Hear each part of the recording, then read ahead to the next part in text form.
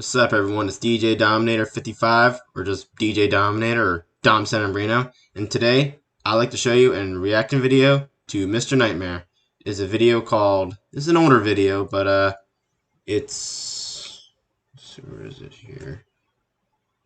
It's called 5 Disturbing Police Officer Horror Stories. Let's get right into this, guys.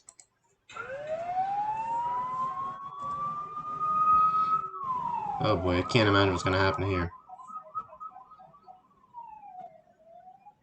My partner and I got a breaking and entering call late one Friday night.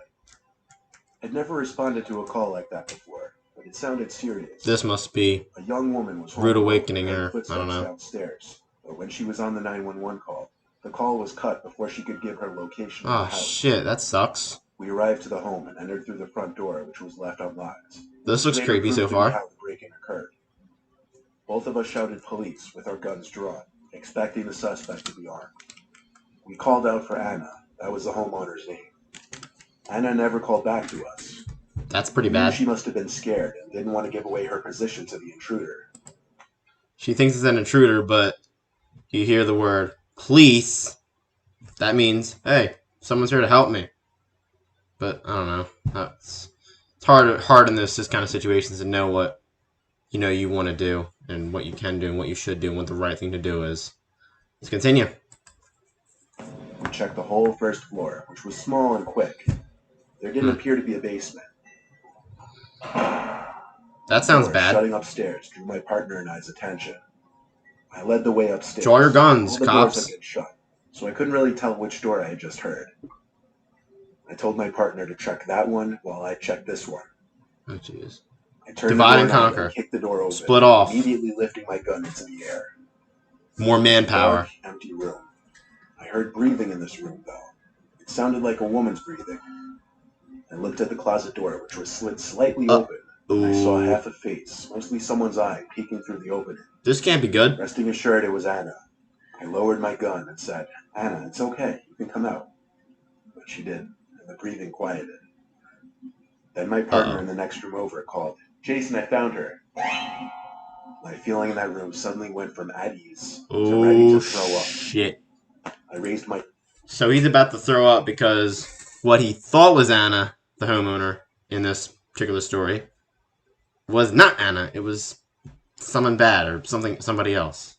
Gun again and yelled, "Come out of the closet." They did not obey, so I called my partner into the room. He turned on the light, and we opened the closet together to see this disheveled, drugged-out woman holding one of Anna's kitchen knives. With two guns pointed at her, she dropped the knife and... Shit, she must have had something really fucked up with her head. Look at her face, guys. Like, look. Like, literally, look at her freaking face.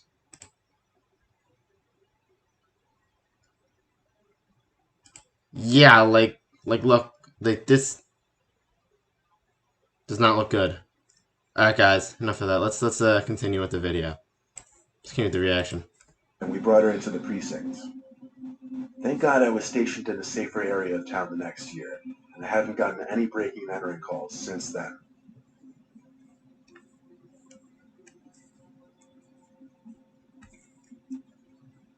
Story 2. As a state trooper for 15 years, I've experienced my share of close calls and uncomfortable situations. Oh, I'm sure if you were a state trooper for 15 years, you're gonna see all kinds of shit. All kinds of things. This happened over a decade ago, when I was still relatively new. Still remembers it. I was on night patrol on an interstate, about 2:30 a.m. I usually had my car parked near a bush to hide myself from view from oncoming speeding cars. But at this hour, I didn't really try to hide too much. I was moving my car and pulled into a gas station that sat on the side of the interstate. It was closed, not because it was late, but rather it was temporarily out of service. Wonder why. I noticed two cars parked in the Probably was a bad reason. There was Probably was like, I can't imagine the reason it was out of service, truthfully. Because strange things happen at this hour. Yeah. I parked my car in a way that I could watch the interstate as well as these two parked cars. You know what they say, the age-old saying, the worst things happen at night. That's new. Sexy, I'm a night owl, so I love night. But it is true that the worst things tend to happen at night. I realized that I didn't see anyone in either of those cars, though. Weird. Now this was quite suspicious. The station was closed, and there were no workers here. I exited my car with my hands on my belt and approached the two cars. I tapped on the windows for the both of them. Nobody in either of them, as I suspected. I began to walk around the lot as the occasional car zipped down the interstate. Oh boy. I went up to the glass of the closed gas station and knocked on it. I turned around, dumbfounded. Whose cars were these? The fuck? Just as I imagined I they would've could be in the woods somewhere, I heard some... I would have been like, what the hell? That's what I would have been like. I would have been like really confused and like, but I know something here does not clearly sound right from the sounds of this guy's voice. Let's continue. someone running from around the building and asked for my help. He was some young 20-something-year-old man, like me at the time.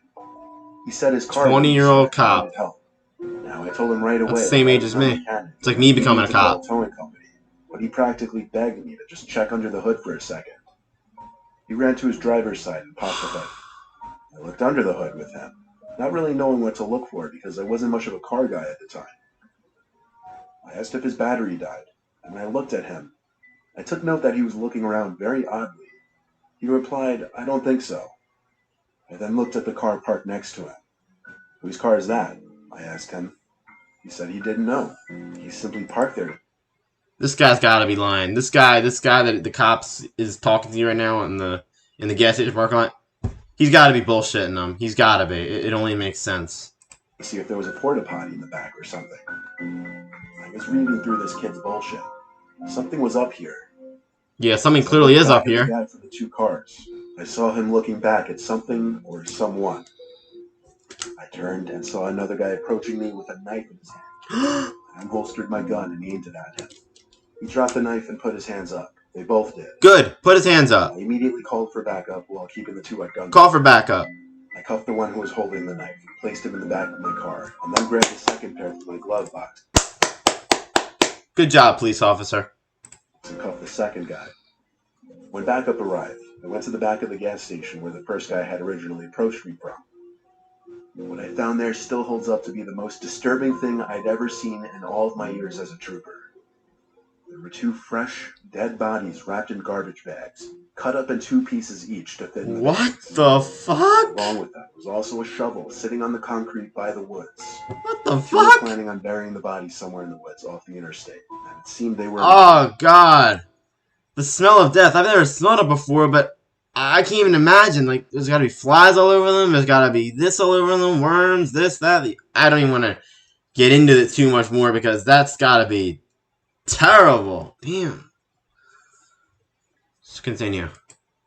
These two were a couple of the dumbest people I had ever interacted with. Yeah. That out of anywhere, They're very dumb. they chose to bury two bodies off an interstate behind a gas station. Yeah, off an interstate where a fuck ton of people drive by every single day. Job messes with you. And I didn't get much sleep for a while. Oh boy, here we go. Story 3. I'm a rookie cop currently working the night shift. I'm just a normal patrol officer conducting traffic stops and responding to basic 911 calls. 2 nights in a row last week, I was called to the same house. Dispatch had called me to check out the house. Someone had dialed 911 and hung up. Okay, looks creepy so far. The house was a couple miles from me, in my patrol zone. I arrived to the house quickly and turned up the dirt driveway through the trees onto the property. The house was dark, no lights on, no cars, nothing. I parked my squad car on the far right side of the property and went to the front door, taking note that all the windows were properly shut. I knocked on the door and no answer. The door was also locked. For my immediate guess, the place was abandoned, for years by the looks of it. It looks abandoned from the video. Either that or just using an old abandoned house of any abandoned house. The same shift. And around a similar time, I got a call from dispatch that there was another 911 call from the same house. You notice a common theme with all these stories? Is that they take place at night. Let's continue. This time, someone could be heard crying on the other end before the call ended. Uh-oh. I was asked to check out the house again. Probably something bad, like a murder. Further away, but still the drive wasn't too bad. I I pulled up the dirt driveway again onto the property, and again, no lights, no cars. I approached the front door again, and this time it was left cracked open. I knocked on the door while holding the doorknob to prevent the door from pushing open. No answer. I called the dispatch that I would be entering the house, which I was cleared to do since the crying over the line implied an urgent situation inside the house. I drew my gun and entered the house. I tried to find a light switch without luck. I had my gun in one hand and now my flashlight in the other. No light.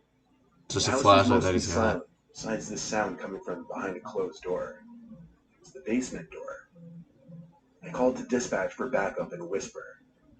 The sound coming from down in that basement was a tone, like a dial tone of a phone. I started Already creepy. as quiet Already as creepy. possible. I got to the bottom and followed the noise of the dial tone to an old, early 2000 style landline speakerphone.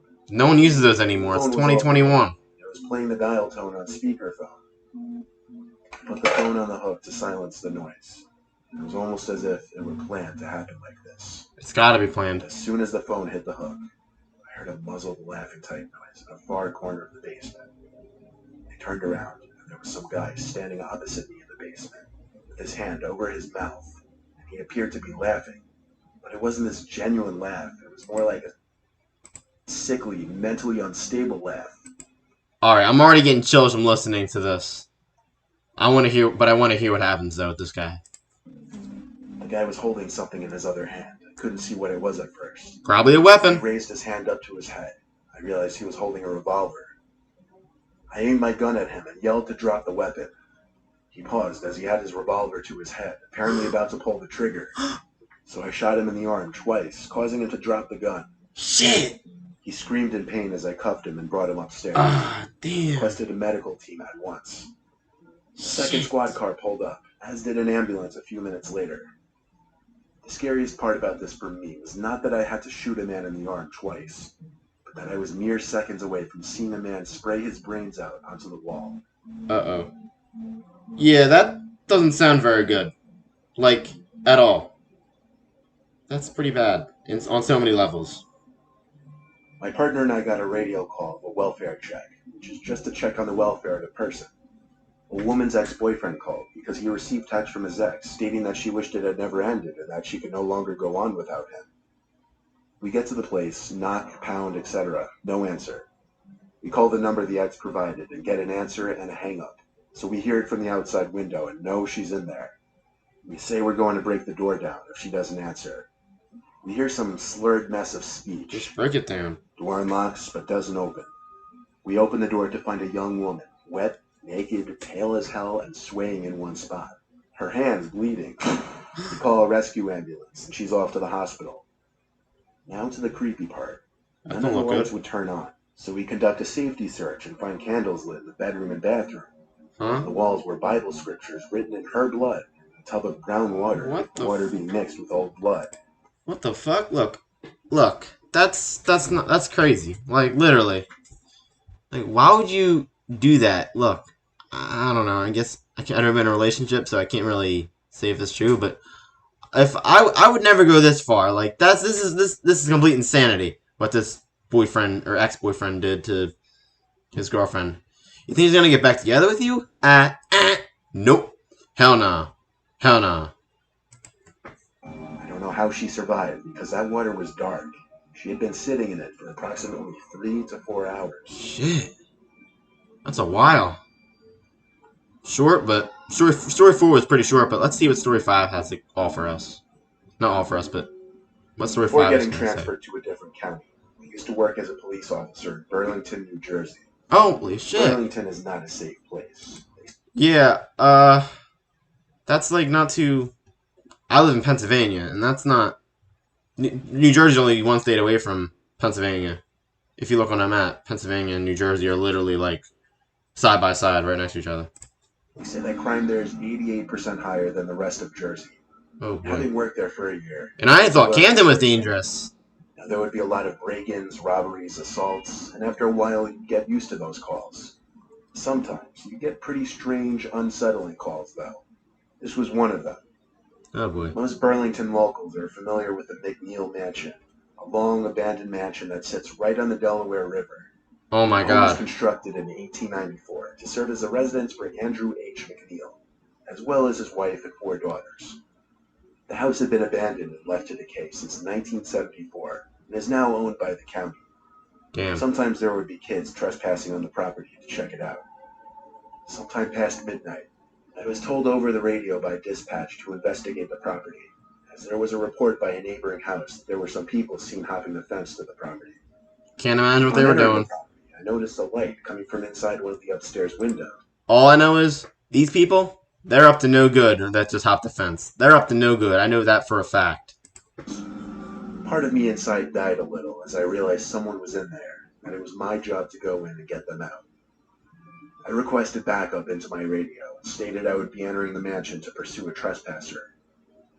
I scanned the outside of the house once more, looking for an entry point, and found one of the lower windows was smashed open and easily accessible. Yes, And I someone said I had to would have smashed get that window. It only Anyway, makes sense. First thing I did was make my presence as a police officer known. I was inside what appeared to once be the living room of the mansion, rubble covering the whole floor. I heard footsteps upstairs. That's a Shouted body and cam asked video? them to come down the stairs. It's gotta be. Then it was my job to come up.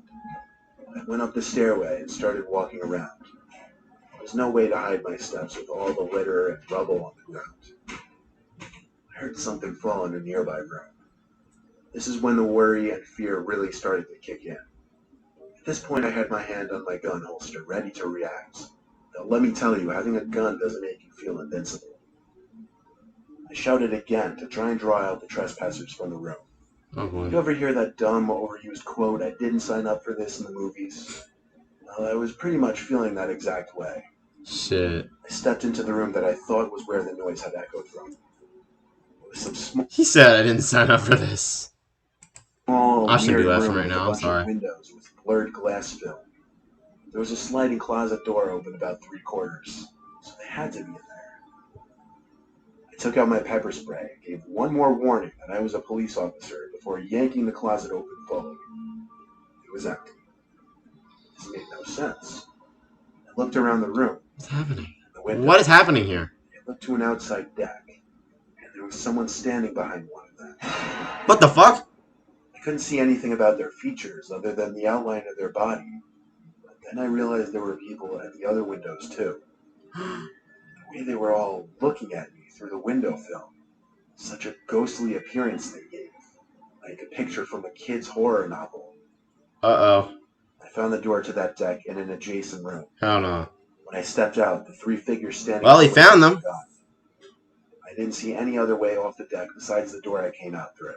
I saw the flashing lights of a police car through a bunch of trees, parked on the same lot as me. Gotta be back up. Another officer announced his and his partner's arrival to me over the radio. I met the officers outside the house and pointed up at the deck where I saw 3 people standing. They were creeped out as well when I described how they all just stood there at their own windows looking in. We searched the whole mansion. So they saw him too. Eventually must have. came to a small room with a window on the first floor. And once again, something was outside this window.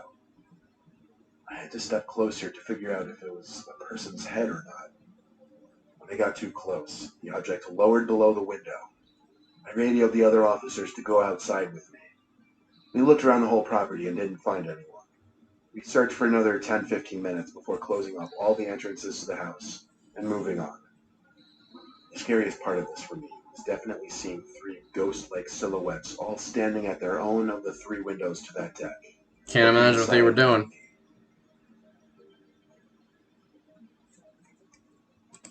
Alright, guys. That has been a reaction of Mr. Nightmare's 5 disturbing police horror stories. I will have the link to the original video down in the video description.